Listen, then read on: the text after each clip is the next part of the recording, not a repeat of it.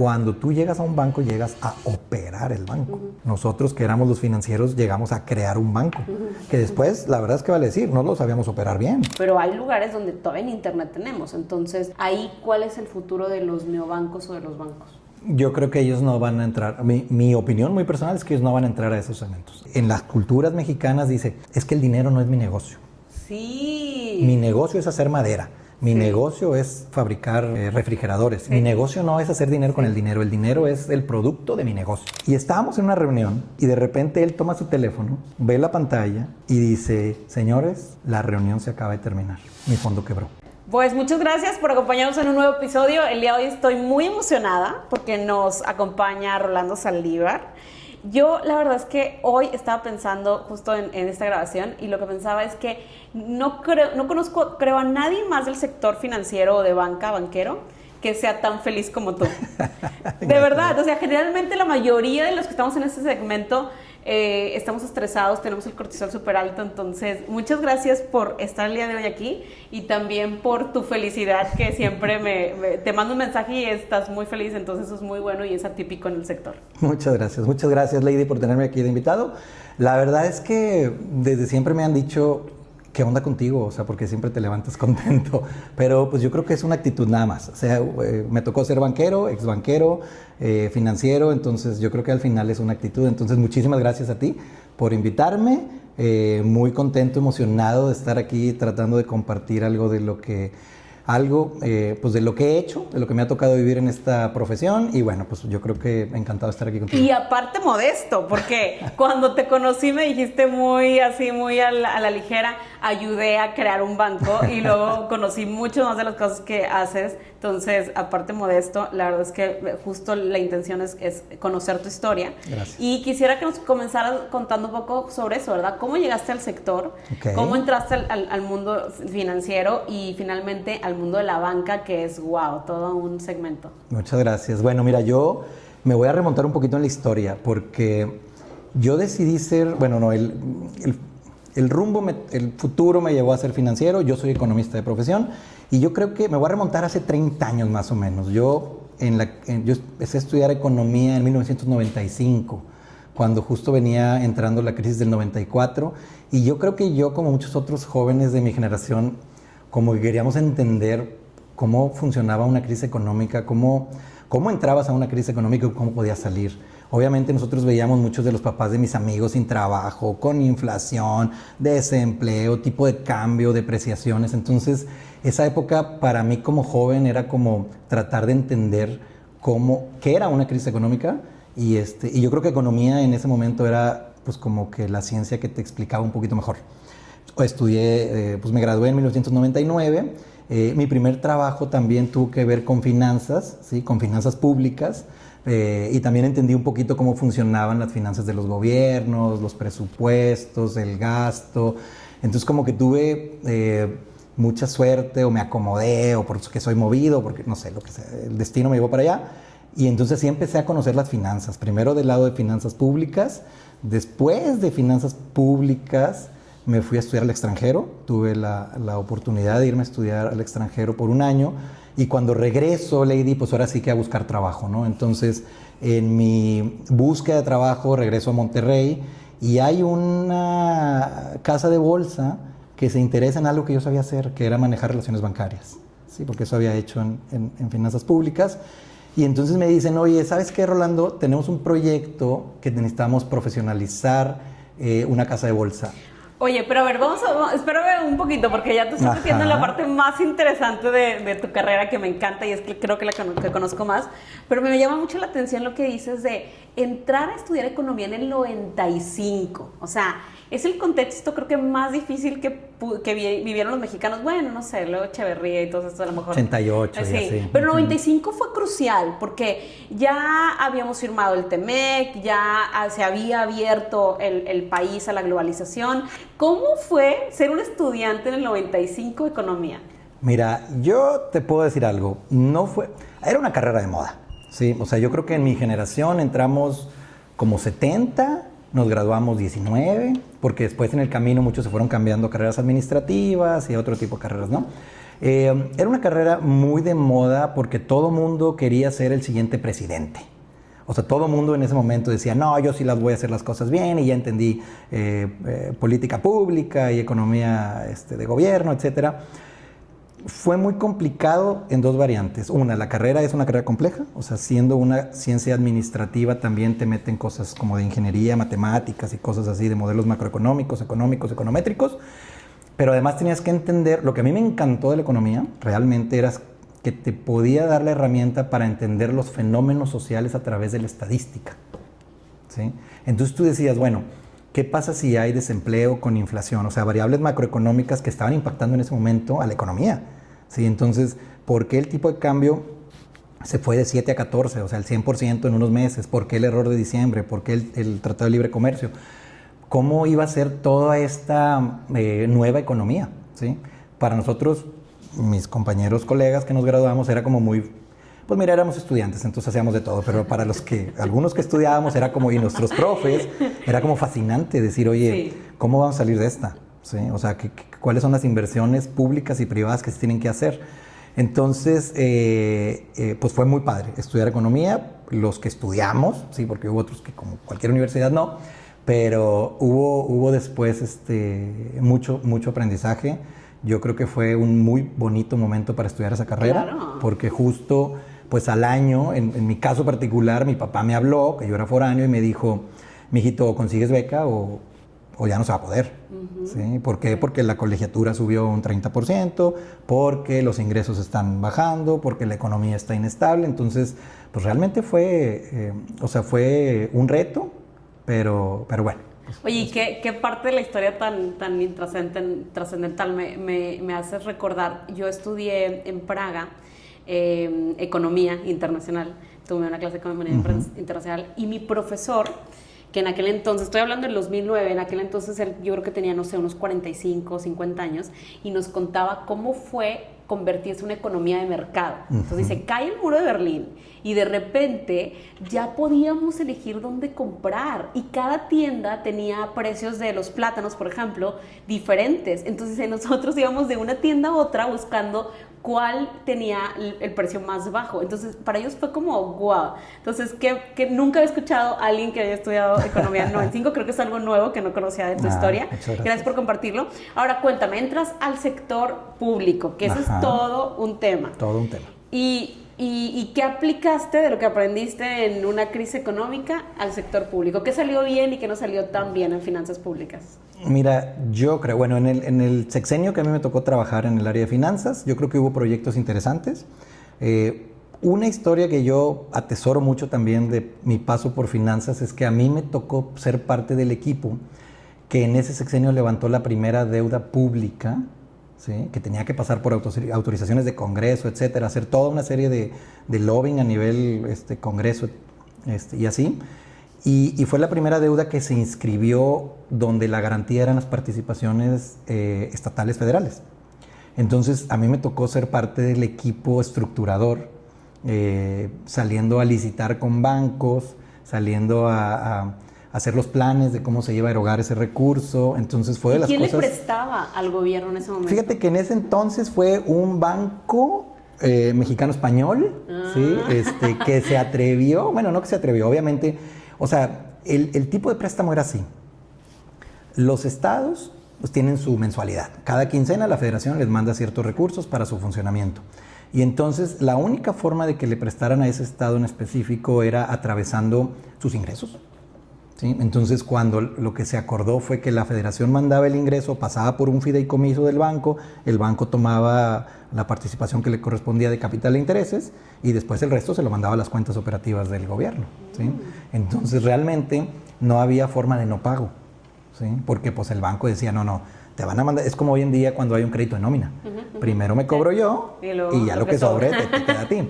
Entonces, para mí, a mis 26 años, por decirte algo, en esa época, pues fue muy padre participar en un proyecto de ese tipo. Entonces, algo que yo, o sea, obviamente conocí de las estructuras bancarias, o sea, como que fueron mis primeros como pininos, por decirlo de una forma, en el tema del conocimiento de bancos, de su funcionamiento, de la forma en la que otorgan crédito, de las cuentas, etcétera. Entonces fue algo que yo participé y fue muy padre en ese momento. Mira, algo que nos preocupa mucho, y no me quiero desviar mucho del tema, pero creo que es importante, es el tema de la deuda pública. Y ahorita que estamos hablando de préstamos a gobierno, ¿qué crees tú que va a pasar con esta deuda pública? Que nos preocupa y aparte que nos atañe a todos. Yo creo que hay más deuda de la que se publica. Yo creo que existe la deuda pública atravesada por ingresos, ¿sí? O sea, por los ingresos por impuestos que tiene el país, pero también hay una deuda de la que poca gente habla, que es la deuda corriente o sea, la deuda de proveedores. Entonces, cada vez salen más noticias de que hay organismos de gobierno y el mismo gobierno que está empezando a dejar de pagar a sus proveedores, y esa es realmente la sangre del país.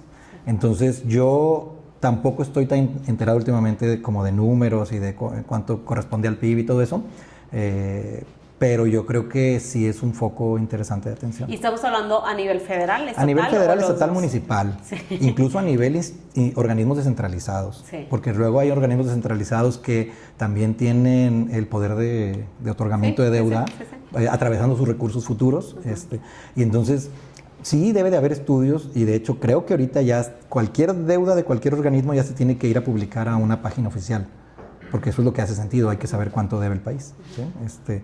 Pero yo creo que sí es un tema pues de Underwatch. Bueno, necesitamos todo un episodio un para episodio eso. completo para eso. Pero qué interesante. Quiero que nos platiques ahora sí de la casa de bolsa, que creo que es la parte más padre de tu carrera o la más reciente. Sí. Cuéntanos sobre la casa de bolsa. Esa historia es padrísima, porque aparte duró muchos años en toda la transición de entidades trabajando para la misma familia empresaria. ¿Sí? O sea, entonces, ¿qué pasa cuando en el 2006, cuando a mí me invitan a formar parte, del staff de la casa de bolsa? Pues obviamente era una casa de bolsa que estaba recién creada, y la primera, como que lo primero que le dijeron a los dueños, socios fundadores fue, oye, tienes que profesionalizar todo tu staff, ¿sí? Entonces yo entro en esa reorganización como para crear puestos que tuvieran como responsabilidades importantes hacia los reguladores. Entonces yo entro como tesorero corporativo, ¿sí? Y para mí fue un reto porque antes de mí quien manejaba el dinero era el dueño. Pues como todo negocio, ¿verdad? ¿Quién maneja el dinero? Pues el dueño. Y entonces hubo todo un proyecto para que él poco a poco dejara de tomar decisiones respecto al dinero y las fuéramos profesionalizando a un proceso de toma de decisiones del manejo de los recursos. Entonces, yo en la casa de bolsa, en esa época, me dedicaba a ser el responsable del dinero, pero además era el de proyectos.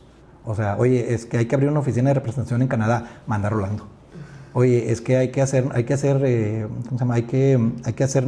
de la red de pagos de Banxico, manda Rolando. Oye, hay que hacer cuentas de no sé qué. O sea, yo era de cuenta que el dude de los proyectos. ¿Sí? ¿Por qué? Porque a lo mejor me veían así. Oye, no, pues está bien contento, échale más. ¿Sí? Sí. Entonces, es muy alegre, viene alegre todos los días. Bueno. ¿Cuál fue tu proyecto favorito? El que tienes en tu corazón. Hacernos banco. ¿Sí? Bueno, sí, pero hubo antes muchos proyectitos, o proyectos, no proyectitos, ¿verdad? Pero es que el hacernos banco era un gran proyecto. Sí. Pero, ¿sabes qué? Era una misión. Era una misión. Sí. Fortalecer la banca internacional. Antes de banco, fortalecer la banca internacional, para mí fue un proyecto, que me permitía viajar mucho, pero que me permitió conocer los grandes bancos americanos, suizos, alemanes, yo como cabeza, representante, y diciendo, hablo en nombre de esta institución y esto es lo que necesito. Abrir líneas de operación, abrir líneas de crédito, abrir simplemente relaciones comerciales. Entonces, o sea, la parte internacional era mi favorito. O sea, esa siempre estuvo así como que y la gente de Frankfurt y la gente de Nueva York siempre decían, no, hombre, es que con Rolando trabajar es, otra cosa, ¿no? Porque yo siempre le metía mucha pasión a esto. Oye, y de todas las experiencias que viste en banca internacional, ¿cuál crees que es como el ejemplo a seguir? De los bancos, nombres de bancos. A lo mejor no de bancos, pero obviamente si nos quieres compartir nombres, nos encantaría escucharlos, pero más bien como de la manera en la que trabajan, de la cultura, de la teoría que utilizan, todo. Me tocó conocer un banco en Utah. banco regional que después, porque tuvieron un invento tecnológico, se volvieron punta de lanza en ese servicio. Entonces trabajar con ellos y que ellos, o sea, trabajar con ellos fue abrirle los ojos a ellos de que en Latinoamérica había mercado para ellos. Wow. ¿Sí? ¿En qué año estamos hablando? 2008, 2009. Para ti, ¿cuándo fue el momento en que la banca internacional volteó a ver a Latinoamérica? Yo creo que fue en el 2005, pero en el 2008 se regresaron. Y tengo una anécdota padrísima ahí que, a ver, cuéntamela, si algún cuéntamela. día si nos ve, quien estuvo ahí conmigo se va a acordar. En el 2008 ya ves que estuvo la crisis subprime en Estados Unidos y fue todo un tema. Entonces nosotros recibimos a una persona de Los Ángeles que venía representando un fondo de inversión que quería traer dinero a México. Y entonces andaba buscando como que el asset collocation, a ver dónde lo voy a meter. Y de repente tuvo una sesión con muchas instituciones y cuando tocó la de nosotros, o sea, la sesión con nosotros, pues ya obviamente lo recibimos. Y estábamos en una reunión, y de repente él toma su teléfono, ve la pantalla y dice, señores, la reunión se acaba de terminar. Mi fondo quebró. No. A las 11:25 de la mañana de un septiembre no sé qué, ¿sí? Entonces, ¿Y qué hicieron? me acaban de decir que estoy despedido, que regrese automáticamente por mis cosas. O sea, en Monterrey, un señor de Los Ángeles, en ese momento mandaron, entonces la otra persona y yo, representantes de la casa de bolsa, decíamos, bueno, se levantó y se fue. Sí. Bueno, pero o sea, se regresaron porque ellos tenían un desorden.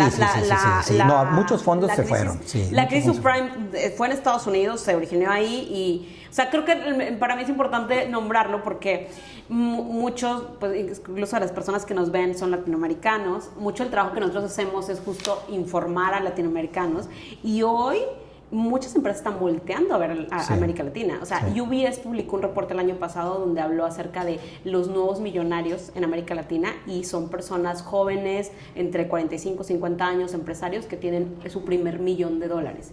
Y hay un mercado enorme. Algunos de nuestros socios que están allá lo están volteando a ver. Entonces, qué interesante, bueno, este paso. Y por otro lado, también te platico, esa fue como anécdota, ¿verdad? Pero también yo lo que veía en ese momento era, a ver, hay mucho interés de conectar las economías, los flujos de las economías. O sea, cuando hablábamos con bancos en Nueva York, ellos decían, vamos a ir a ver cómo es el negocio, para ver qué apetito tenemos, para abrirte una línea de operación, ¿sí? Y entonces decían, bueno, a ver, pásame tus clientes, o sea, tu lista de clientes más importantes con los que tú podrías operar la línea que te voy a dar. Entonces, o qué productos de los que ofreces son los que me interesa impulsar.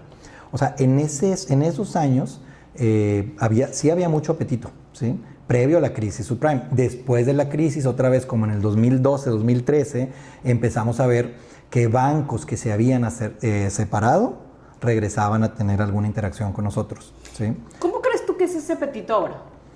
¿Qué ves tú? Yo hoy en día creo que las economías están súper conectadas, yo creo que los flujos ya están conectados, yo creo que ya los bancos americanos basados en Nueva York, en Miami, incluso Londres y Frankfurt, yo creo que ya están acostumbrados a ver los flujos de la forma en la que la ven, las inversiones como las ven. Entonces yo creo que ahorita ya más bien hay una guerra como de precios para ver quién abarca más mercado, ¿sí? O sea, eso es lo que me tocó ver a mí al final.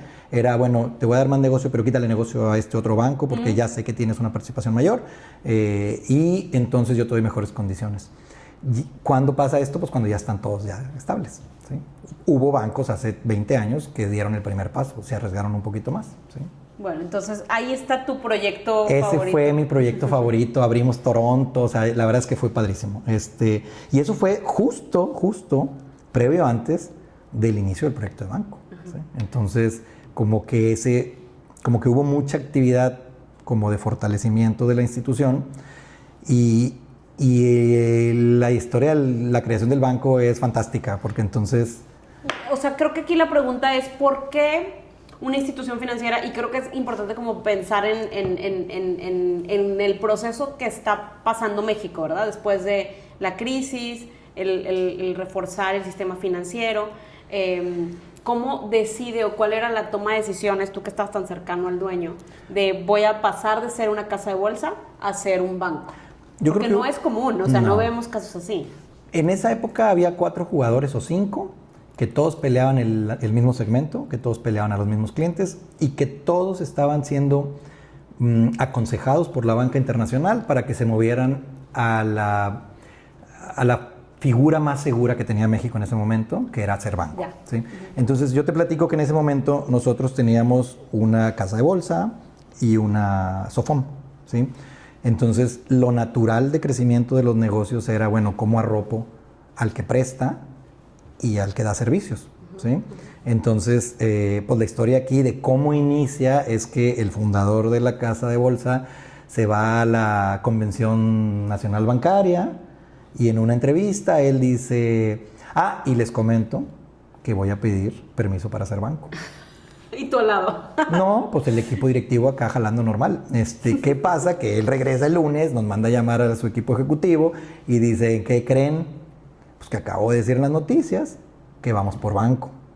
Y pues obviamente ahí todos nos paramos los pelos de punta. Pero, ¿qué pasó? O sea, ¿por qué es tan interesante, creo, la historia y me siento afortunado de haber formado parte de? Había que crear un banco de cero. Teníamos, obviamente, otras 2 empresas de servicios financieros, pero ahora había que, y dijo, y quiero ser ejemplo récord nacional de autorización. Entonces no solamente había que pedir permiso y que nos autorizaran la licencia bancaria, sino además él quería hacerlo en tiempo récord. Entonces, ¿qué pasa? Nos organizamos en 2 equipos. ¿Sí? Un equipo iba a ser el que manejara todo el tema de permisos, autoridades, abogados, reguladores, atención, o sea, todo lo que tenía que ver con vamos a tratar de acelerar y aceitar todo el proceso para hacernos banco. Y por otro lado, donde estaba yo, liderando una parte, era, bueno, sí, pero también hay que tener el proceso, la infraestructura, el producto, el canal, o sea, hay que armar un banco operativamente. ¿Sí? No es como, no compramos ningún core bancario, no compramos tecnología, o sea, había que formarlo. Tú eras el técnico. Yo era el técnico operador financiero, estructurador, producto, todo, ¿no? Es claro, éramos un equipo grande, ¿sí? Entonces, y había que generar un plan general de funcionamiento, que no es otra cosa más que el plan con el que te van a autorizar.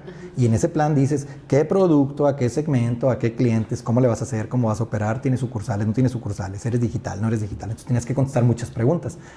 Y en base a ese plan, pues la autoridad, la Junta de Gobierno, me acuerdo bien, que estaba formada por Hacienda, Banjico y la bancaria, ellos se iban a sentar, los patrones, a decir, sí me gusta, hiciste bien el trámite, entonces vamos a ir a visitarte. ¿Qué pasó en ese proyecto, Lady? Porque la verdad es que fueron 10 meses. Lo que te iba a decir, se tardaron 10 meses en conseguir la licencia. 10 meses en que nos dijeran sí y 3 o 4 meses más en entrar en operación. ¿Hoy cuánto se tarda uno con una licencia de banco? Es pues creo que 5 años o 7 años. O sea, yo creo que en ese momento también creo que se juntó todo. O sea, se juntó como que llegamos con la autoridad y le dijimos, ¿nos queremos ser banco? No había muchas solicitudes. De hecho, el banco, o sea, como que Banco de México dijo, si estás bien, ¿para qué quieres ser? Si estás menos regulado, ¿para qué quieres ser más regulado? Sí, o sea, la figura más regulada es el banco. Sí, claro, pero qué interesante. Entonces, que el mismo Banco de México te... Pues dijo, es que si estás bien y tus números están bien, y entonces acá los socios, dueños, fundadores dijeron, no, es que quiero tener una figura legal más segura. Para mis clientes, para mis relaciones en el extranjero y para todos en general, ¿no? Inversionistas, etcétera. Entonces, pues sí, o sea, hicimos un super plan estratégico, se autorizó, vinieron a visitarnos, nos dijeron que sí, y a partir de ahí yo creo que fue, pues, intentar ejecutar el plan, ¿sí? Porque entonces cada año venían y nos decían, tú dijiste que ibas a crecer el 35% en colocación, ¿cuánto tienes en cartera? ¿Cuánto tienes en pipe? ¿Y cuánto tienes, Entonces era algo, los primeros años era muy estricto el seguimiento al plan. Y entonces nosotros decíamos, ¿cuánto dijimos que íbamos a crecer? 100. Ah, bueno, 120. Ya, está bien. O 70. ¿Cuánto vamos? 40. Pues crécele. Sí, entonces fue un proyecto. Mira. ¿A qué segmento llegaron primero? Al segmento empresarial, mediano empresarial. ¿Sí? Estamos hablando de pymes, ¿verdad? Pymes medianas. Pymes ¿sí? medianas. O sea, yo creo que... Y es que haz de cuenta que era pymes medianas para el tema de crédito y luego corporativos para el tema de servicios financieros. Okay. Y pymes medianas, bueno, porque luego ya hay infinidad de pymes, ¿no? La micropyme, la pyme, la mediana, la pequeña, la no sé qué. Pymes medianas facturan ¿cuánto al año? 300 a 500 millones. Ok. Sí, y ese era el segmento. Ese es el segmento premium, digamos, de banca. Pero luego teníamos los clientes que facturan más de 1,000 millones, que a esos no se les daba crédito, a esos se les daba otros servicios financieros. Ok. Sí, como casa de bolsa, divisas, etcétera, o sea, inversión. Muy bien.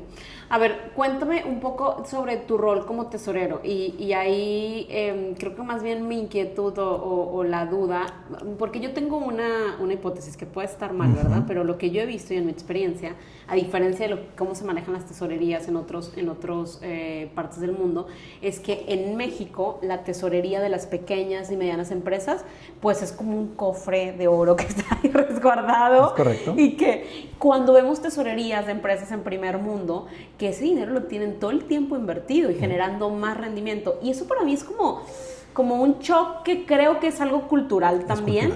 Pero, ¿qué viste tú en la experiencia de trabajando con estas pequeñas y qué pudieras cambiar? Tu hipótesis es correcta. O sea, el rol del tesorero en una empresa mediana, grande, que genera flujo, es estar sentado arriba del cofre. Eso es. Me encanta. Sí, es estar sentado arriba del cofre. Tú como institución financiera no le sacas ni la risa. De verdad. Y entonces cuando empiezas a ver los números de sus flujos naturales de su negocio, entonces le dices, oye, te sobran 5 millones, que ahí están en la cuenta y tienes 7 meses, o 10 millones o 20 millones, dependiendo, ¿no? ¿Y por qué no tienes una estrategia de generación de flujo con flujo? Sí. No. La respuesta típica es, no sé cuándo lo voy a usar. Ajá. ¿Sí? Y tú, pero es que no lo has usado en 7 meses. Sí. Pues no sé. O en 5 años. Pues no sé, a lo mejor a un día lo voy a usar. Sí. Y entonces, por eso, la intermediación de dinero, ¿sí? De 24 horas tiene tanta movilidad en las pymes en México. Explícanos eso de la intermediación de dinero. O sea, poner tu dinero a un día. No, La inversión a un día. O en una cuenta productiva. O sea, siempre a la vista, siempre disponible, siempre con una disponibilidad casi inmediata. Entonces, ¿y cuánto rendimiento está dando? Más o menos. Pues ahorita el 80%, el 70% de CETES. O sea, una tasa muy por debajo. Pero entonces... ¿Qué? 5%. A lo mejor un 5% a temas de hoy. Okay. Pero lo que a mí más me llamaba la atención, porque yo hablaba con tesoreros, yo era tesorero, entonces yo decía, qué interesante que el tesorero no tiene un KPI, no tiene algo en su modelo de desempeño que mueva la aguja de su dinero. O sea, yo decía, pues entonces no, o sea, tesorero o no tesorero, o cajero, o pagador, ¿sí? Entonces, pero en empresas más grandes tienes el rol del financiero, y está el financiero y el tesorero. Ajá. Entonces el financiero, la verdad es que lo que yo vi era así como que un poquito más de caché, porque entonces es el que hace las estrategias, es el que dice, que va al brunch. vamos a hacer un forward y vamos a hacer, o sea, vamos a jugar con el dinero. Sí, exacto. ¿sí? Y el tesorero, pues yo decía, está sentado en el cofre, así, literal, ¿sí? Entonces, yo creo que también coincido contigo que es un tema cultural, ¿sí? O sea, sí tiene que ver con o desconocimiento de una planeación financiera, ¿sí? O simplemente por una instrucción del dueño de el dinero no lo tocas. ¿Sí? Ahora, ¿qué podemos hacer para cambiar eso? O sea, porque y va más allá de mi terquedad de quiero que eso se cambie, sino más bien creo que una forma de hacer crecer más a la pequeña y mediana empresa, que aparte hoy son el pilar económico del país, contribuyen al más del 80% del PIB del país. Sí. Entonces, ¿cómo hacemos que estas pequeñas y medianas empresas crezcan más a través de una tesorería más eficiente? Yo veo dos caminos bien importantes. Una es la profesionalización del rol, ¿sí? O sea, una tiene que ver con que el tesorero entienda más de las finanzas de la empresa. ¿Sí? O sea, normalmente se entiende como el rol del tesorero un pagador.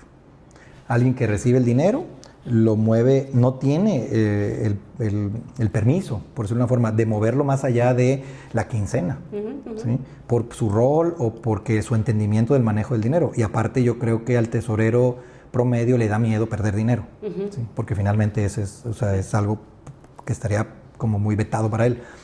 Y ese sería uno, entonces como que el entendimiento realmente del dinero, ¿sí? O sea, de cómo hacer dinero con dinero, de finanzas, o sea, que tiene que ver con un tema de conocimiento financiero, y tiene que ver con el rol.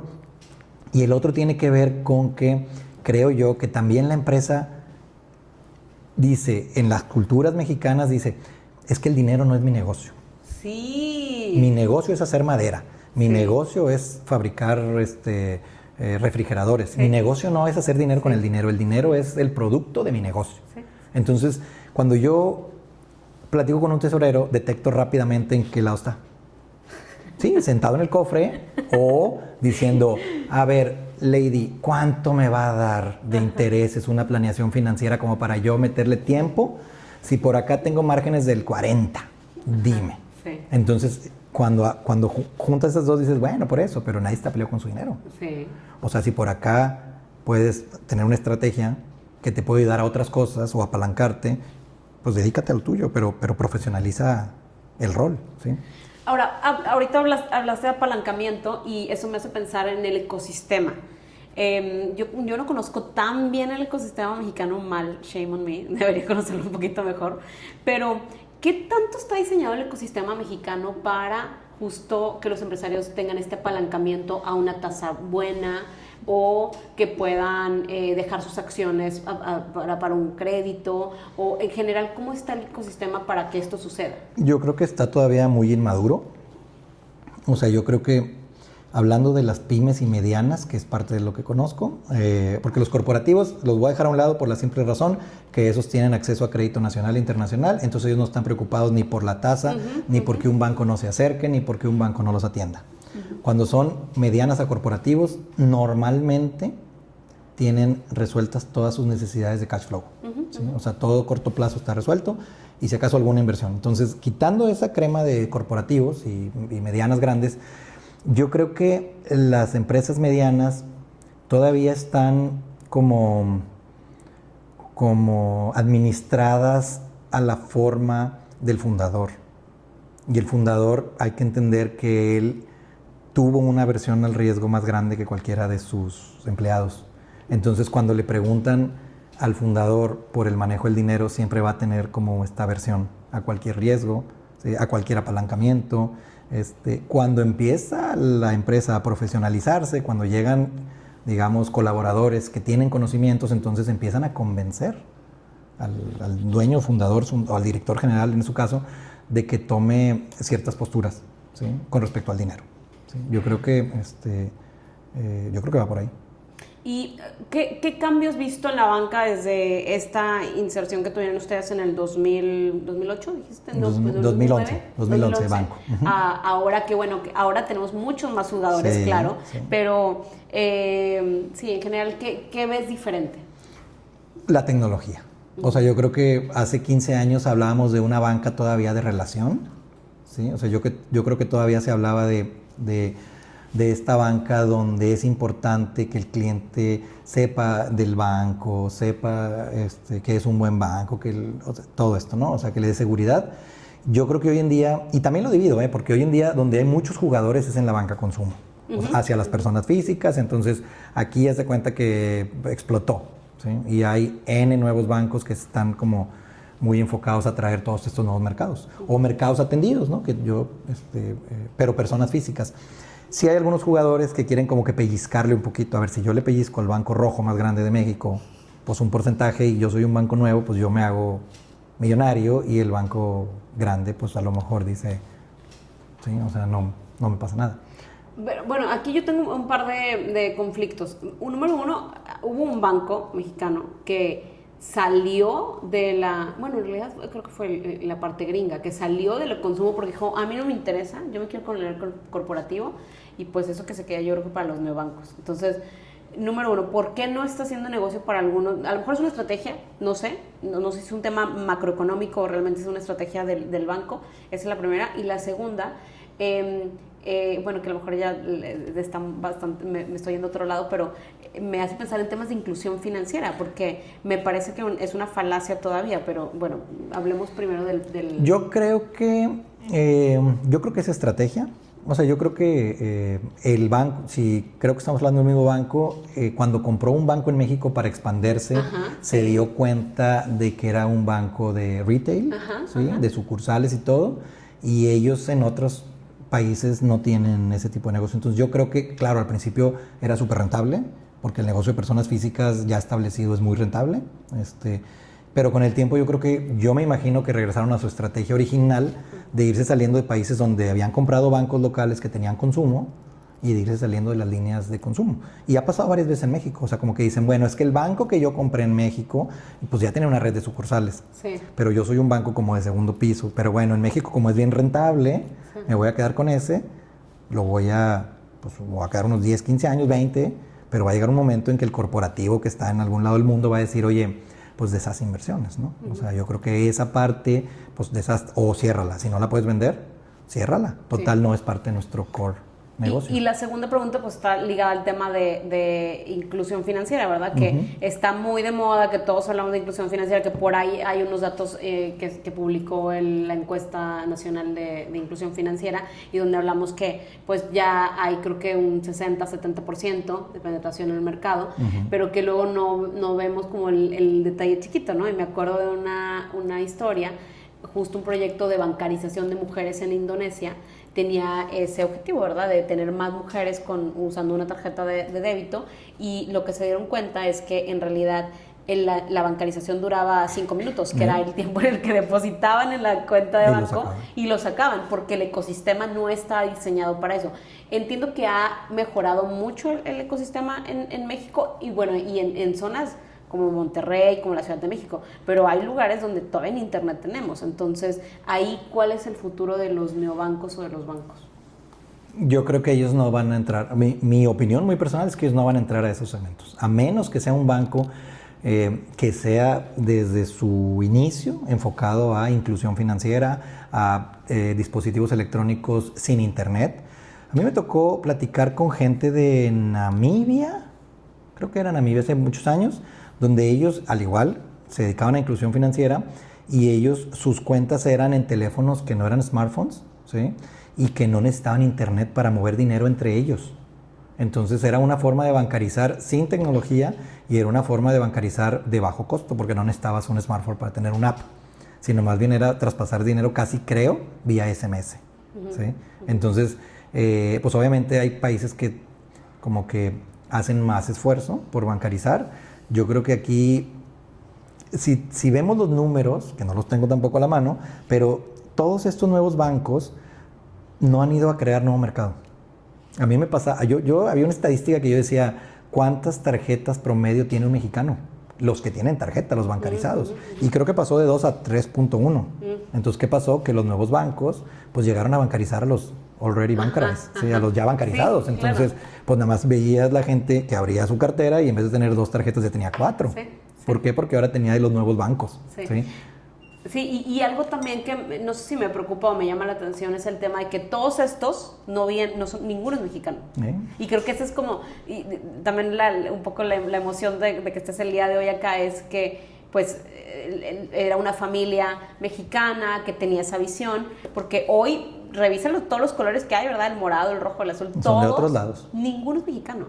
Entonces, bueno, creo que ahorita hay uno que está ahí peleando por la licencia, que no sé si la vayan a dar, que ya lleva bastante. Supongo que sí, porque creo que lo tiene todo. Pero la pregunta es eso, ¿por qué no hay bancos mexicanos? ¿Este fue el último banco o qué? No, después ha habido otros, o sea, ha habido otras instituciones que se hicieron banco, ¿sí? Y ha habido otros mexicanos, okay. Sí, de la misma industria incluso.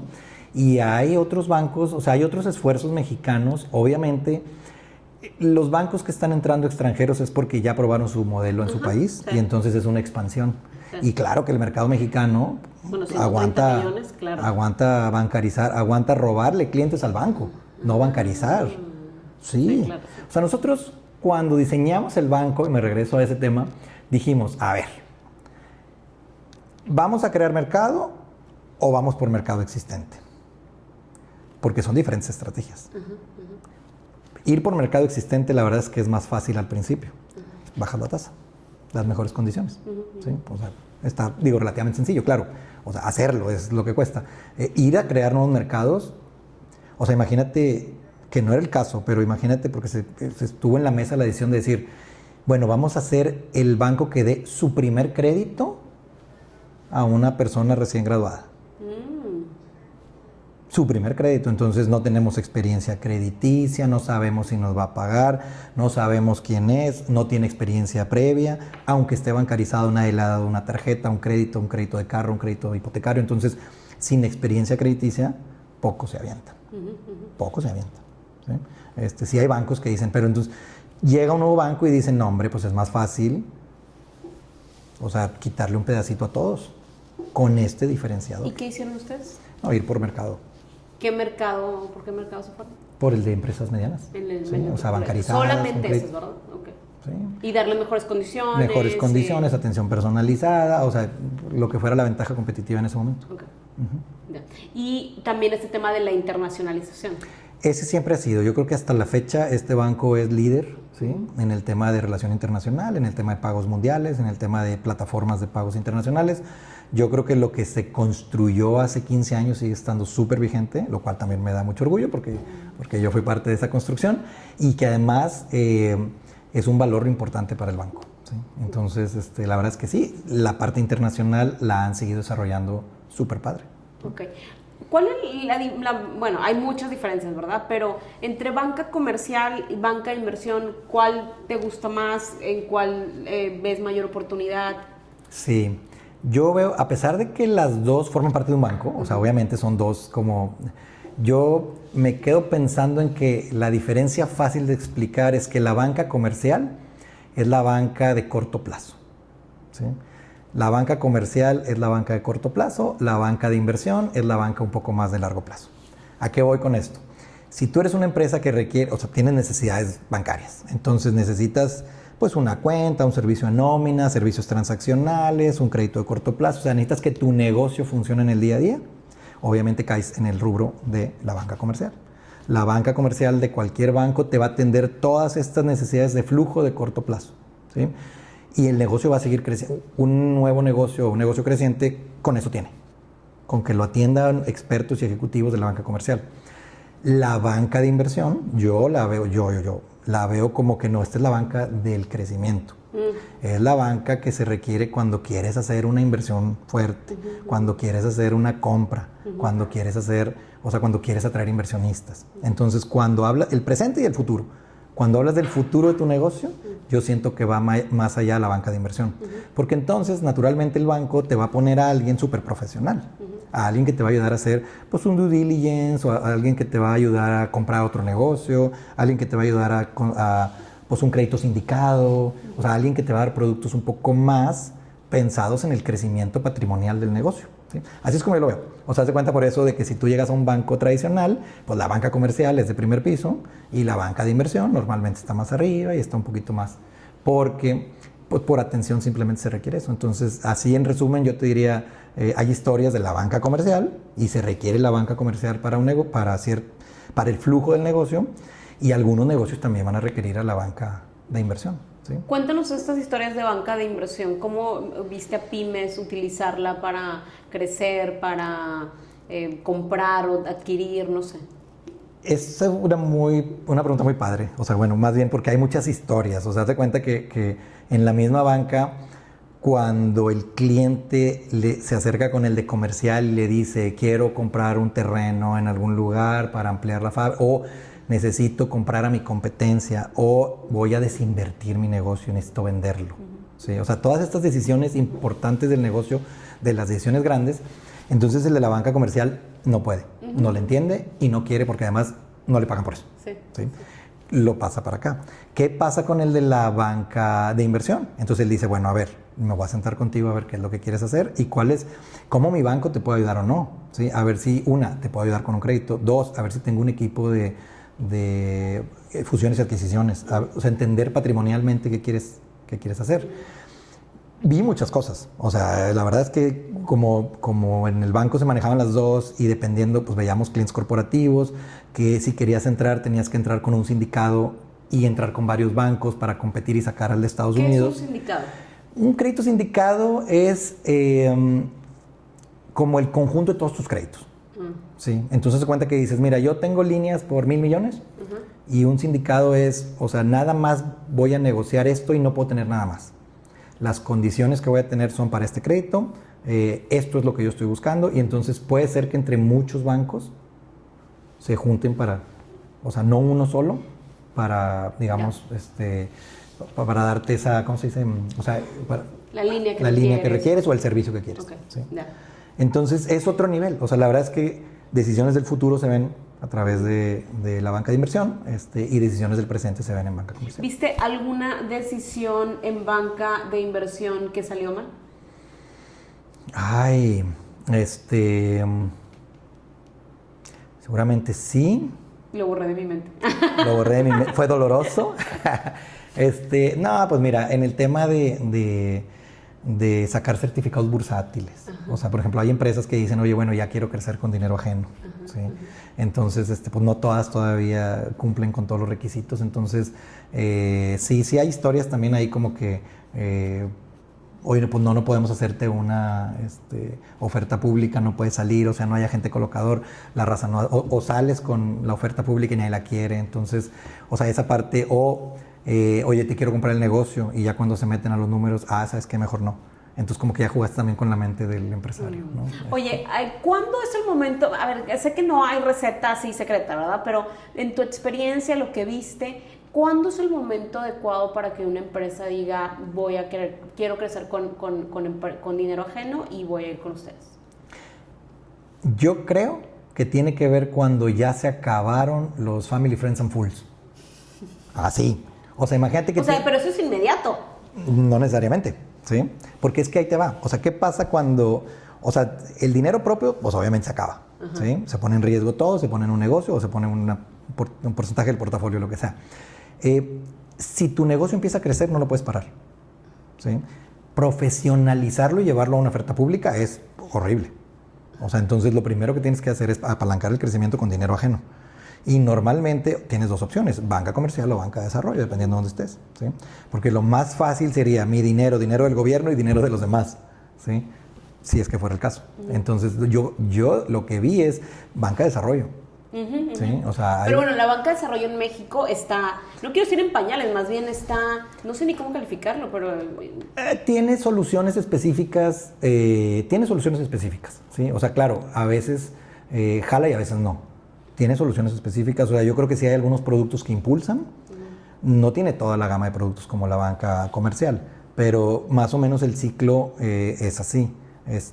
Y luego las empresas más chicas, la verdad es que primero se apalancan de todo antes de buscar un crédito. Primero. Bueno, o sea, es que creo que más bien aquí mi reflexión tiene que ver con cómo, o sea, que se me hace incluso contradictorio, ¿no? Hablamos de que México es un país donde el 80% del PIB es desarrollado por las pymes, pero no tenemos una banca de desarrollo fuerte, y entonces estamos atorados ahí. O sea, ¿cómo le hacemos? ¿Cuál es la solución? Súmale que las pymes tienen además una carga impositiva importante. ¿Sí? Bueno, no quiero Entonces hablar muchas pymes ya están ahogadas. Y otra que yo creo que es importante, no todas las pymes están profesionalizadas. Todavía muchas pymes o empresas chicas todavía siguen siendo la caja chica de la familia, ¿sí? O sea, del fundador. Entonces, y muchas también están manejadas de cierta forma en la que no generan utilidades, por decirlo de una forma, ¿sí? Entonces, ¿qué pasa? Pues que cuando tú vas con tus números a pedir un crédito al banco, sí, pues se ven mal. Pues es que no va, ¿sí? Y entonces tienes que... Pues por eso también las financieras no bancarias también están en boom. Sí, es que es un ciclo vicioso, claro. Ya. Muy bien, sí. A ver, hablemos de familias, porque aparte esta es otra parte de tu expertise, ¿verdad? Porque no solamente hiciste un banco, sino que aparte lo hiciste de la mano de una familia.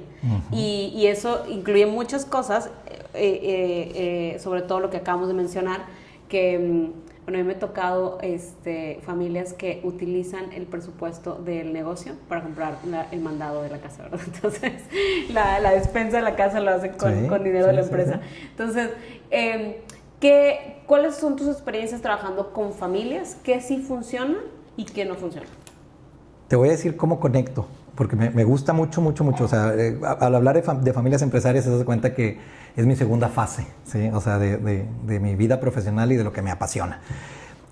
Al trabajar con esta familia empresaria, que los fundadores tuvieron la visión de tener una empresa financiera y hacerla un banco, grupo financiero y todo lo que siguió, el haber trabajado de cerca con ellos, el haberlos visto tomar sus decisiones de riesgo patrimoniales, sus decisiones de negocio, y cómo separaban el patrimonio del negocio y la familia. O sea, yo no me di cuenta cuando estaba ahí metido, sino después cuando empecé a reflexionar de todo lo que vi. Entonces dije, wow, o sea, qué importante es, consciente o inconsciente, ir separando el patrimonio de la familia, del negocio, ¿sí? O sea, estas tres aristas creo que ojalá y los empresarios fundadores fueran conscientes como de que hay que ir separando para no tener problemas en el futuro, o de flujo, o de familia, o de negocio, ¿sí? Entonces, el haber tenido esa experiencia, cuando me toca salir del banco, entonces yo dije, a ver, ¿qué es lo que sé hacer? Digo, gracias a Dios, trabajador soy, entonces hacer muchas cosas. Pero cuando hice mi reflexión de qué es lo que me gusta hacer, dije, es que lo que a mí me gusta es acompañar a socios fundadores en su evolución, en sus decisiones, o sea, acompañarlos en ver cómo toman decisiones, cómo construyen sus negocios, cómo construyen sus patrimonios y cómo administran su familia. Entonces, como que en estos tres círculos, que no es otra cosa más que el método de entendimiento de la familia empresaria. Si puedes lograr separar los tres, entonces tienes ya un paso adelante como familia empresaria. Entonces, ¿qué pasa? Que entonces después yo me empiezo a dedicar a trabajar con familias empresarias, ¿sí? En diferentes industrias. Entonces, la verdad es que los últimos años, que ya no soy banquero, ha sido padrísimo para mí porque pues, las experiencias obtenidas, más los nuevos retos de las diferentes familias en sus diferentes industrias, en sus diferentes familias y protocolos, pues la verdad es que me ayuda mucho a tratar de ayudarles a que haga sentido su proyecto, ¿sí? ¿Y qué ves diferente? Yo, o sea, y otra vez regresando un poco a la historia, a la cultura, yo tengo un poco de esperanza, o no sé si tengo esperanza o no, en el tema generacional, sobre todo en el tema del manejo del dinero. Y bueno, soy muy insistente en eso porque pues eso es como lo que sé. Pero, ¿qué ves en esta transición de generaciones? Porque también nos ha tocado ver diferentes familias que ya el papá ya está saliendo y está entrando la nueva generación. Entonces, ¿qué ves diferente de lo que hiciste en algún momento? Es muy común que haya un choque generacional. De hecho, debería de esperarse un choque generacional cuando la segunda generación entra o intenta entrar a operar el negocio. O sea, lo que debería de esperarse es un choque generacional de la forma en la que, voy a poner un ejemplo, de la forma, porque lo he visto varias veces, de la forma en la que el papá hizo el negocio, la fórmula en la que fue exitoso, y cuando el hijo o los hijos llegan y dicen, ay papá, ¿por qué lo hiciste así? Deberías de hacerlo diferente, con tanta tecnología, con tanta modernidad, con tanto... Entonces, realmente empieza el choque cultural, ¿sí? El no entender que el fundador tuvo que librar una serie de retos impresionantes, simplemente poner en riesgo su patrimonio o su nombre al iniciar un negocio, cuando 20, 25 años después llega la segunda generación, en el entendido que puede haber a continuar con el negocio o hacer interemprendimientos, que son nuevas líneas de negocio adentro del negocio principal. Entonces, siempre lo que deberíamos esperar cuando yo hablo con un fundador y me dice, oye, ya estoy preparando a mis hijos para entrar al negocio, de entrada hay que decirles, va a haber un choque cultural. Y eso es normal, ¿sí? O sea, no es que tú hayas hecho malas cosas y no es que él quiera hacer cambiar todo. Es normal, simplemente por el choque generacional, pero también porque la segunda generación normalmente va a juzgar cómo se hicieron las cosas para llegar a ese momento.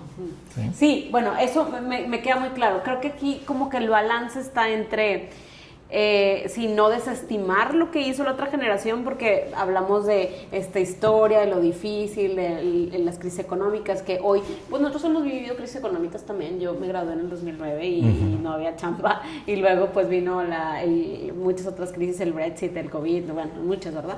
Pero lo que voy es, si no desestimar la experiencia, pero también cómo le hacemos para que perdure el legado. Porque yo he visto dos cosas. Una, los que sí supieron, si no a lo mejor hacer que un negocio funcione o que perdure, por lo menos que el patrimonio, que haya un legado, que era un poco lo que decías de cómo dividirlo.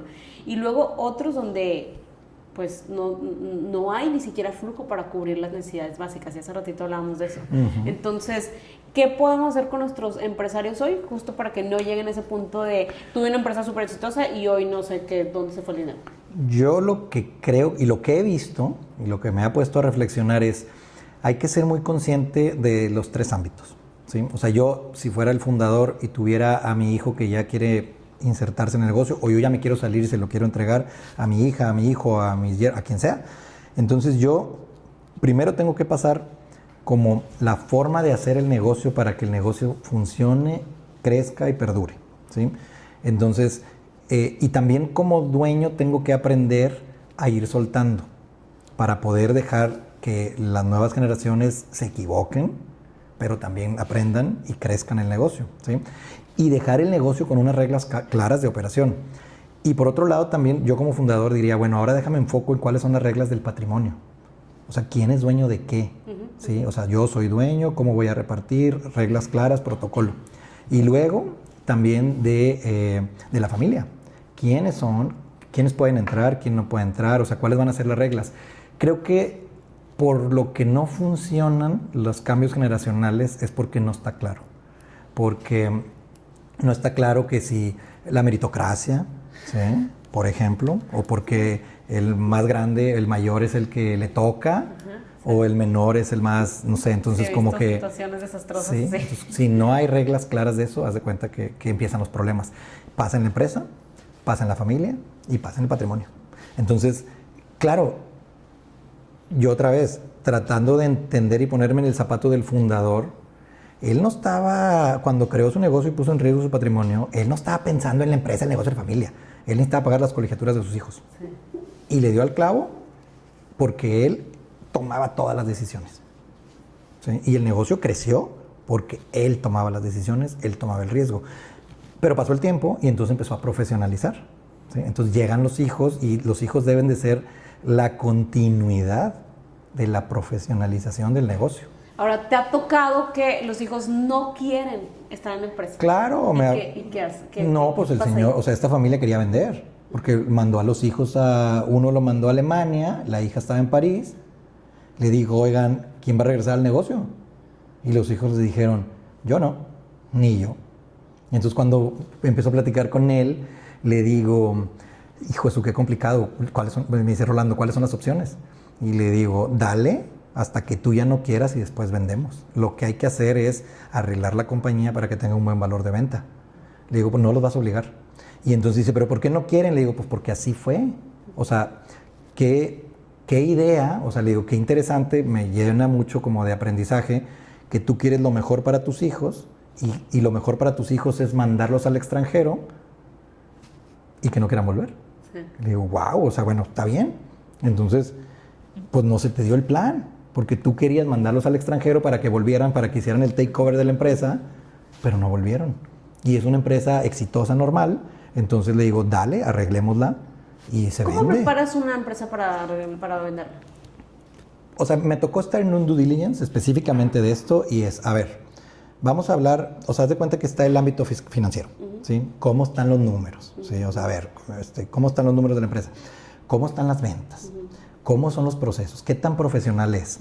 ¿Qué tan no depende del dueño la empresa?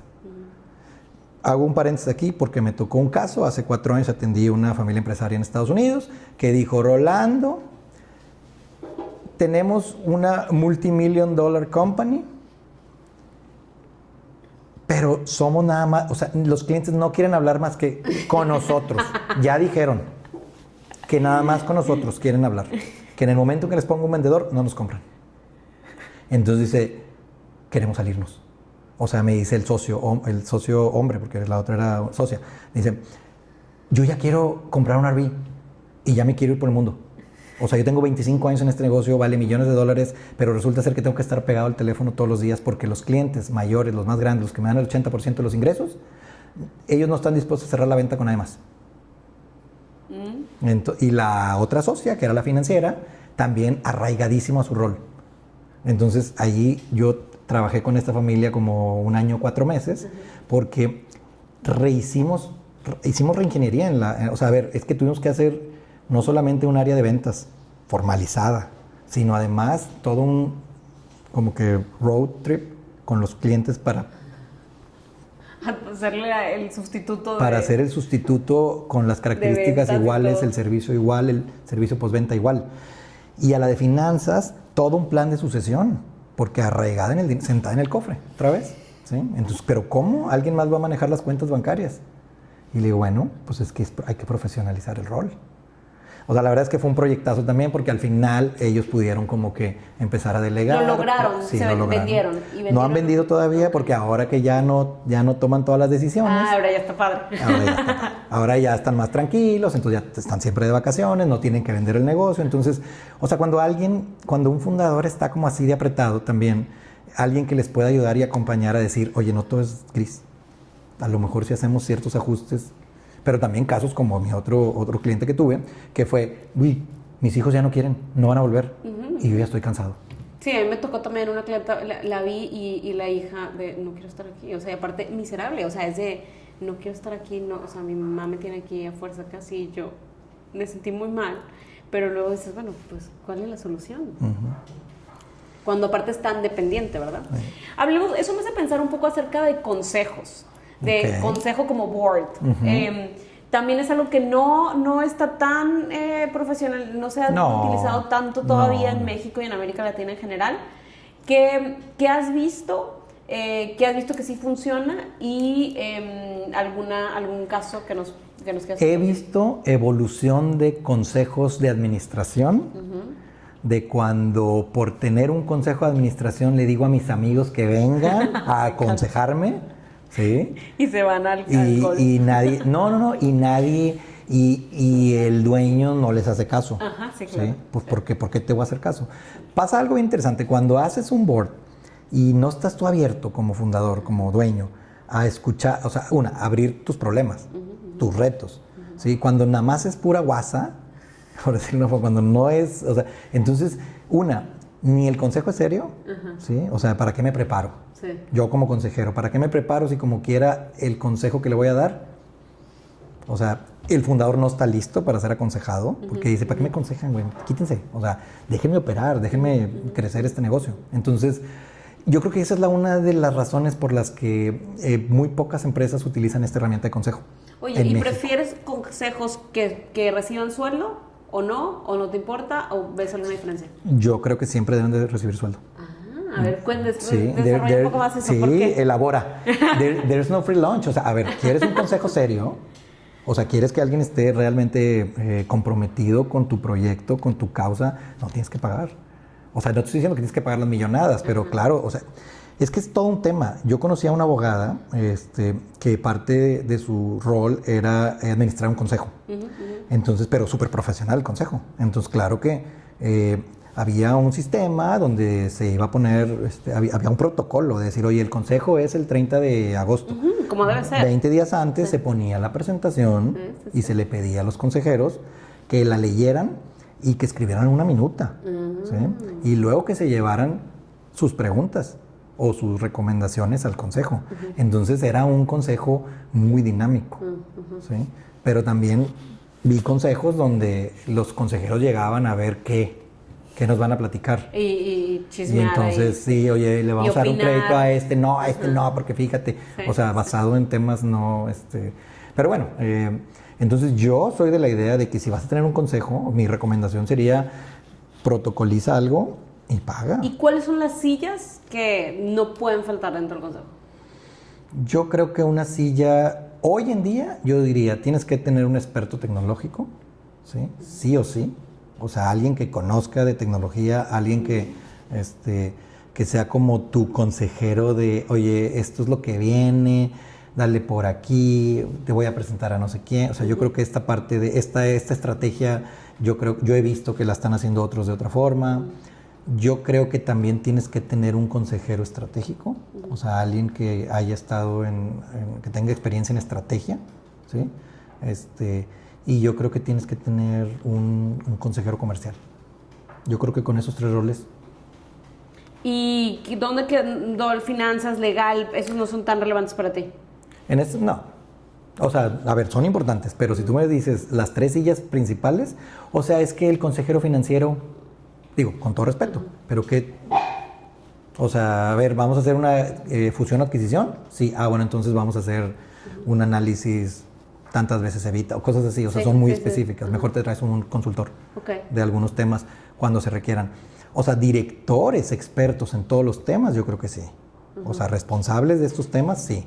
Consejeros, los que vienen cada 3 meses, así como a opinar de la estrategia y a opinar del avance del plan. Oye, ¿y qué hay de la familia? ¿Debería ocupar un lugar en el consejo? Sí. Yo creo que sí. O sea, ¿en qué rol? Yo creo que de entrada en que vea al socio, digo más bien al fundador, en que lo vean operar. Un buen Pero consejo. sin veto. Sí, sin voto. Sin voto, a menos que sea accionista. O sea, sí. No, es que, por ejemplo, la segunda generación está padre cuando ven cómo se discuten los planes. Yo creo que es interesante ese aprendizaje además, ¿sí? Si hubiera una segunda generación o otra familia que tiene acciones y que, o sea, que es ya un consejo más robusto, entonces ahí creo que valdría la pena tener alguna silla con algún rol específico, ¿sí? O sea, bueno, ahí viene esta persona representando los intereses de estos 5 accionistas que son la familia, ¿sí? O algo así. Pero de todas formas, es que me ha tocado ver que la segunda generación entra a consejos a aprender. Sí. Y la verdad es que está padre cuando ves que tu papá o tu tío, quien sea el fundador, es cuestionado. Está padre, porque es que acuérdate que al fundador nadie lo cuestiona. Y es que aparte sabe que también el día de mañana va a estar tú sentado ahí y que eso es lo... O sea, pensando en que en el futuro puede ser tu silla de director general o lo que sea, entonces yo creo que puedes ir aprendiendo pues sí, a ver cómo son las cosas.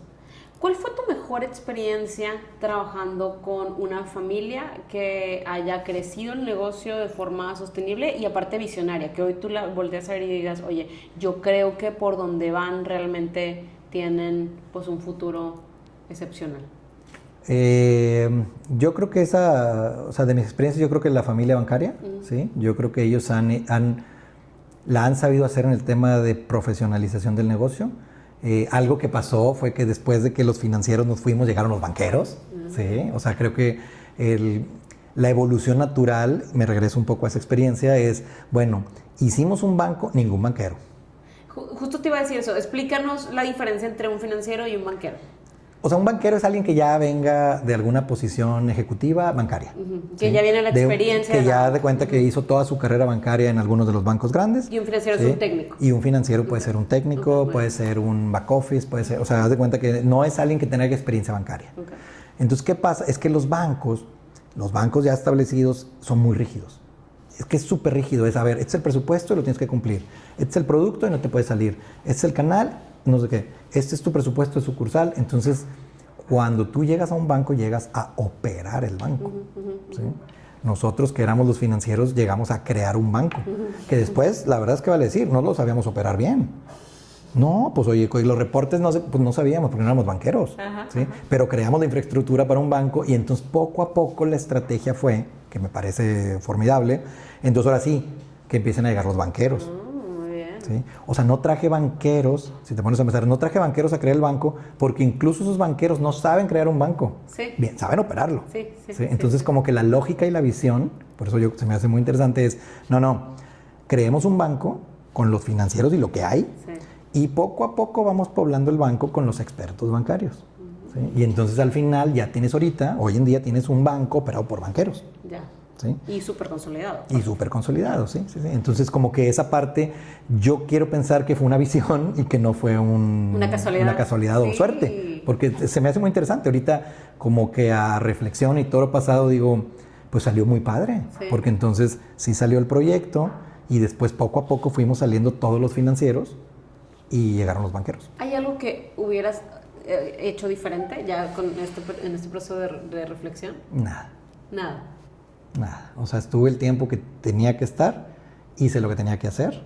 Me fui con una gran gratitud hacia los fundadores, principalmente, con los que trabajé más de 16 años. Nada. Hicimos y deshicimos, fue un proyectazo. Oye, y hace rato hablabas acerca de cómo a las familias les cuesta trabajo pensar en hacer dinero con el dinero. Y hace poco estaba escuchando la entrevista justo de una empresaria grande mexicana y hablaba justo de cómo creó su family office, crea el family office y empieza a buscar en dónde invertir. ¿Hay algún ejemplo de alguna familia que tú hayas visto que logró hacer esto bien? Invertir su dinero, generar una estrategia con su dinero. No sé si esta o esta familia o alguna. Yo creo que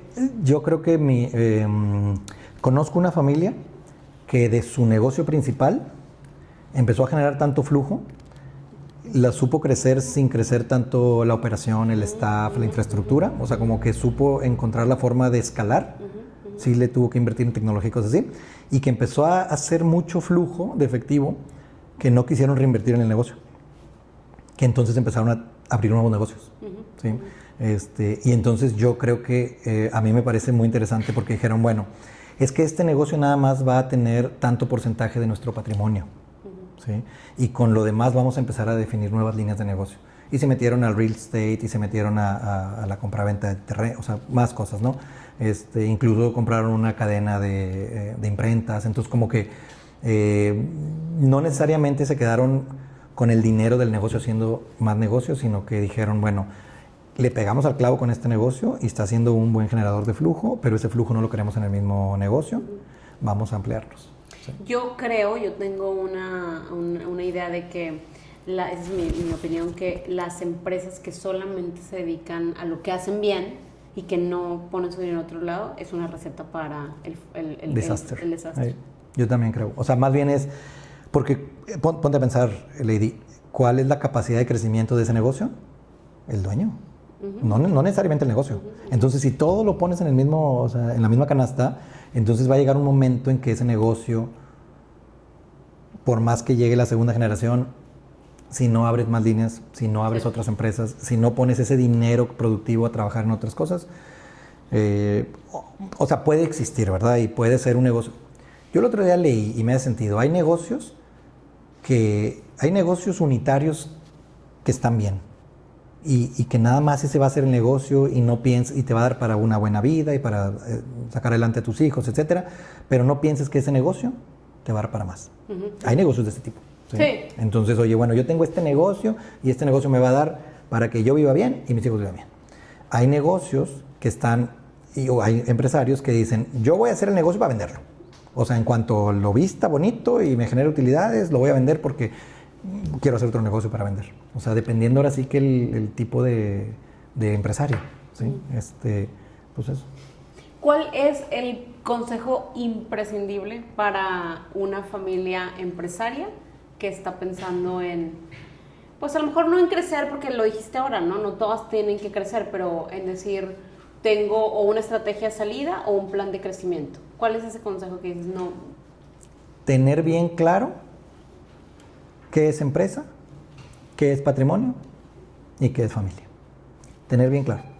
Tener bien claro quién participa en la empresa y cómo participa, cómo se participa la empresa de los demás negocios, si la empresa es el único flujo de ingresos de la familia o del patrimonio. O sea, como que si yo lo que aconsejaría así es, si todo mundo, empresario y familia, hace un ejercicio consciente de esto, entonces creo que aquí mucho dolor de cabeza, muchas familias que se rompen, o sea, podrías evitar muchos males que vienen después cuando no se ponen de acuerdo entre quién es el dueño del negocio, por qué hay un hijo consentido, por qué por qué la hija es la que opera el negocio y el hijo por qué como quiera le dan. Entonces, como que esas reglas claras. Y luego del patrimonio que se formó. O sea, digo, a ver, ya sé que se tiene que hacer, pero tú has estado en esas conversaciones y las empujas y eres...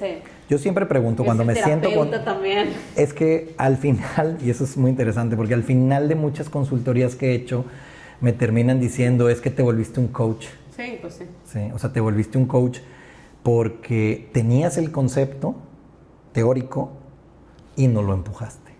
Sí. Y entonces viene muchas frustraciones del fundador, porque dicen, es que mis hijos, ¿por qué no quieren? ¿Por qué, Rolando? O sea, ¿por qué no quieren regresar a México? Si el negocio da. Difíciles, que no queremos tener ni entre matrimonio de quién va a pagar la sala y yo ya pagué la televisión. Imagínate. Bueno, eso imagínate a nivel. Y luego imagínate cuando ese fundador que está casado, tiene 2 hijos, que además tiene familia política, entonces cuando las conversaciones se hacen así, es bien complejo. Sí. Yo por eso digo, fundador, ¿tienes bien claro? ¿Tienes protocolo? No. Ok, pero ¿qué es protocolo, Rolando? O sea, entonces, bueno, pues ponerle reglas claras nada más. O sea, ¿de quién puede entrar? ¿Le das dinero a toda tu familia de aquí? Pues sí. ¿Está claro cuánto? ¿Y con qué nivel? O sea, digo, es que todo eso suena bien fácil, pero realmente si le pones orden a las cosas, te evitas, no le dejas un problema a tu segunda generación. Así es. Más o menos, ¿cuánto tiempo te tardas en poner orden en una empresa cuando llegues y ves así todo, nuestros zapatos para Mis proyectos o sea, en los últimos 4 años, mis proyectos en promedio duran de 8 meses a 1 año y medio. Ah, rapidito. Pero porque también yo tengo una vida, o sea, yo como, o sea, no se resuelve todo, pero dejo encaminado. O sea, yo he aprendido que tengo que saber entrar y salir, ¿sí? Sí. Porque yo no soy un activo de la empresa, ¿sí? Número 2, yo también me canso, ¿sí? O sea, de estarte diciendo, Lady, o sea, ya hay que hacer esto, o hay que hacer lo otro, o yo te recomiendo, o no lo vas a hacer. Si no lo vas a hacer, no pasa nada, tú eres el dueño del balón, ¿sí? Tú eres el dueño del dinero. Entonces, y normalmente también hay un entendimiento de, bueno, ¿sabes qué? No es el momento. Porque no es que no lo quiera hacer, o sea, yo hablo con el empresario y no es que no lo quiera hacer, le hace todo el sentido, pero no está listo para esta conversación, no está listo para estructurar el negocio, no está listo para decirle a su hijo. Entonces, digo yo, también es un grado de madurez. Yo me quedo satisfecho porque te lo dije y porque te hizo sentido. Y con eso yo haz de cuenta que digo, bueno, ya mi labor aquí también ya. Sí, o sea, No, y si no te conviertes en un problema también de la empresa. luego ¿no? yo me vuelvo también en un problema. Sí. Y lo que, pues yo soy un, ¿cómo se dice? Proveedor de servicio, claro, al final del día. Claro. No sabes cuánto me encantó esta conversación porque creo que nos das mucha visibilidad de lo que pasa tras bambalinas, la toma de decisiones de una pequeña empresa, de una familia, pequeña, mediana empresa, de una familia que está pues creando un patrimonio. Es, creo, para mí lo más difícil, y como lo comentaste, es también pues los que más, yo le digo, son carne y cañón, porque son los primeros en la línea, son los que más pagan impuestos, son los que más tienen riesgos, son los que menos oportunidades tienen y son los que más contribuyen. Entonces... Sí, es un reto muy grande, la verdad es que es un reto. Te agradezco mucho que compartiste esta experiencia con nosotros, creo que es muy valiosa. Al contrario, muchas gracias. Para cerrar, vamos a hacer una pequeña dinámica que hacemos con todos nuestros invitados. Son unas preguntas rápidas y quiero que nos recomiendes un libro.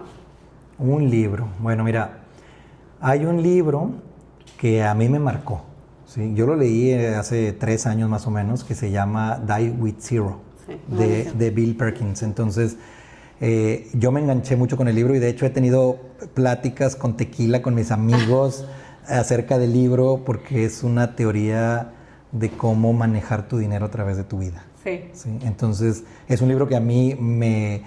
o sea, de todos los libros que he leído, el que me viene a la mente ahorita por el manejo financiero, por el entendimiento del dinero a través de la vida de las personas, es uno que recomendaría. Vamos a hacer un book club de Die with Zero. Ándale, y con mucho mezcal, y aquí ya todo el equipo se comprometió a leerlo. Muy bien. Me parece. A ver, ¿un hábito? La paciencia. La paciencia. Y cultivarlo como un hábito. La paciencia. O sea, de verdad. Es que ser paciente, claro, hay muchos otros, pero yo diría, si cultivas la paciencia, wow, no te desesperas. O sea, hay muchas cosas que vienen cuando te vuelves una persona paciente. Wow, nunca nadie me había dicho eso, lo voy a reflexionar más a profundidad.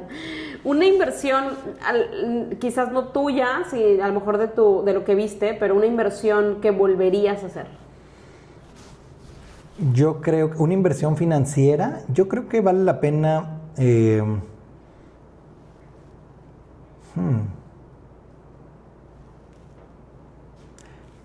Ay, pues. A ver, next. Y ahorita te la contesto. Una que nunca repetirías. Invertir en Forex. O sea, yo no le pasó al primo de un amigo. Pero estos rendimientos que no existen, sí, que es pura... ¿Y sabes qué, Lady? Hace mucho que no escucho de Forex, pero en mis tiempos, o sea, hubo Forex en el 98, en el 2005 y en el 2011. ¿Y por qué la gente sigue? Y la gente caía impresionante, impresionante. O sea, yo me acuerdo, es más, en el 2011, el hermano de un amigo que es doctor me habló y me dijo, Rolando, fíjate que me están ofreciendo esta inversión, un doctor. Entonces tú dices, bueno, a lo mejor eres doctor, muy bueno en lo que haces, pero no eres experto financiero. Entonces le dije, invítame a un café y te platico. Y entonces platicamos y le dije, a ver, le digo, este es un esquema tipo piramidal. Tienes 2 opciones. Le digo, porque también hay gente que gana. Sí, o sea, no todos pierden. Pero yo creo que el 5% gana y el 95% pierde. Entonces, le digo, ¿cuánto están pidiendo? Creo que les pedían $30,000 para entrar. Entonces le digo, mira, haz 2 preguntas. ¿Cuándo empezó? ¿Y cómo sales? Si empezó hace más de 6 meses, olvídate, estás frito y nomás con tu dinero van a pagar otros. Sí, o sea, es tapar uno. Si empezó hace un mes, ponte un panorama de inversión y saca tu dinero. Sí. Y a ver si recuperas y es como un volado. Es una muy mala inversión. Muy bien. Tenemos que hacer un capítulo sobre behavioral economics, que es todo un tema. Porque yo, siempre que viene una persona y me cuenta sobre un fraude, yo les pregunto, ¿qué te dijeron? O sea, ¿cómo te convencieron? Es toda una ciencia. Pues con el 20% mensual. pero ¿sabes que no es cierto? Pues no, pero la gente realmente cree. Sí. Cree en pues una vida mejor, cree en ¿cómo? Pues yo puedo ganar 20%, claro. Sí, vamos a hacer un capítulo de eso. Y bueno, una frase sobre dinero. Ay, se me ocurren varias. Cash is king es una. Cash is king. Otra frase del dinero es... otra frase sobre dinero es... el dinero es una herramienta. O sea, nunca el fin. ¿Sí? O sea, tengas o no tengas, no te puedes... o sea, no puedes llevar una vida persiguiendo el dinero. Me encanta eso, me encanta. O sea, no, es erróneo. O sea, es más, es erróneo e inmoral. Sí. ¿Sí? O sea, no puede ser. Entonces, o sea, yo creo que hay más cosas. Y el dinero normalmente o sea, el dinero va a venir cuando haces las cosas bien, cuando tienes disciplina, cuando tienes paciencia, cuando haces bien las cosas, cuando te preparas. O sea, cuando haces todo eso, el dinero es una herramienta más para seguir haciendo bien o hacer lo que quieras hacer. Y ya. Muchas gracias por acompañarnos, por estar aquí, por los aprendizajes, por todo lo que nos dejaste. Y bueno, pues el día de hoy tuvimos un episodio más compartiendo el pan y la sal con Rolando Saldívar y pues nos vemos para la próxima. Gracias, Lady. Buenas tardes.